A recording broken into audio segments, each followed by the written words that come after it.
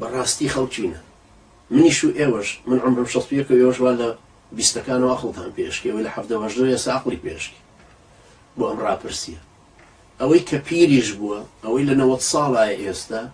لێی بپرسین ئەرێ دەوڵەتی کوردی دەوێڵە کورە ئەرە وەڵا برا ئەمە ئەوەی کە تازە پێگەیشتە جارە نازانم مەسەلەی دەوڵەتەکە خۆی چێڵە ئەرە وەڵا نامانە لەگەڵ عەرەب قومیەتەکە تەسیری تێکرد ئەوەی ئیسلامیشەڵە نەوەڵا برا نامانە بە ناوی ئیسلامیشەوە بێنەوە سەرمان و مان ڕوتێنەوە هەر خۆشیان حکومەکەن برا خۆم کوردش پێ چاشێکی تایە حکومکە ئەوەی کۆمونیستیش هەرواڵێ برا خۆ کۆمونیستی کوردانەوەشەوە ئەی کام کۆمونیستی عەرەب بووە بێتەوە بە برا گەورە هەر تەمسیلەکەی سۆڤێتمان لەسەر بکات خەڵک اختلافی لەسەر بوونی دەوڵەتی کوردی نییە اختلافەکە لەسەر ئایا تۆ ئەتوانی بیبەی بەڕێوە